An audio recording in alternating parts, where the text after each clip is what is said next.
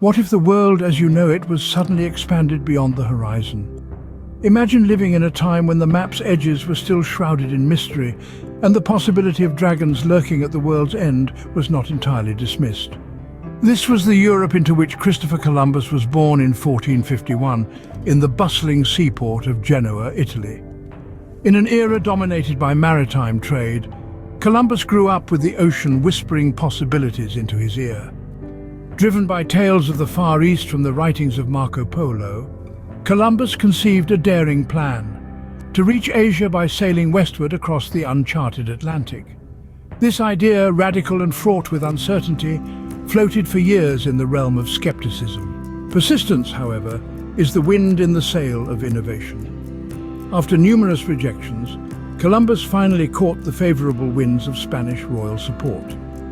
King Ferdinand and Queen Isabella, intrigued by the potential of bypassing the established trade routes dominated by other European powers, agreed to sponsor his voyage.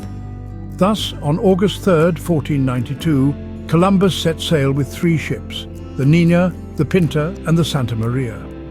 The voyage was arduous, testing the mettle of Columbus and his crew.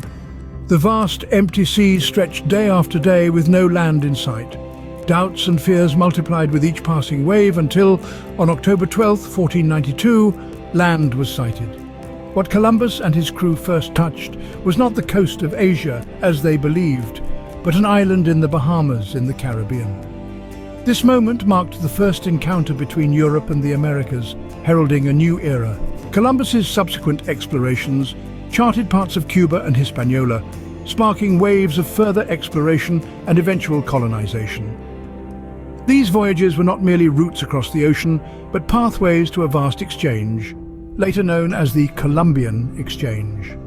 This era saw the transfer of crops, animals, and even diseases across continents, reshaping diets and populations in both the Old and New Worlds. Despite these monumental discoveries, Columbus's legacy is painted in shades of grey.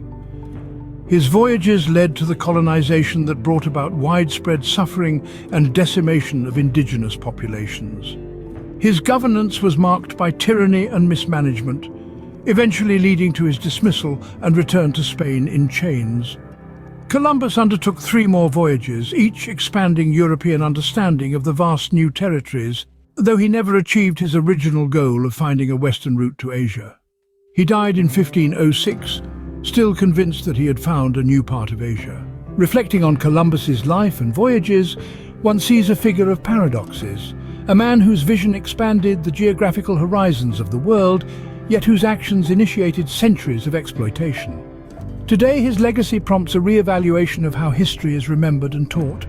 Columbus changed the course of history, but at what cost? As the sun sets on these tales of discovery and conquest, one must ponder: how do we balance the scales of history, weighing the achievements against the atrocities? How do we navigate the complex legacy of a man who, for better or worse, shaped the modern world? This is the enduring enigma of Christopher Columbus, the voyager who changed the world.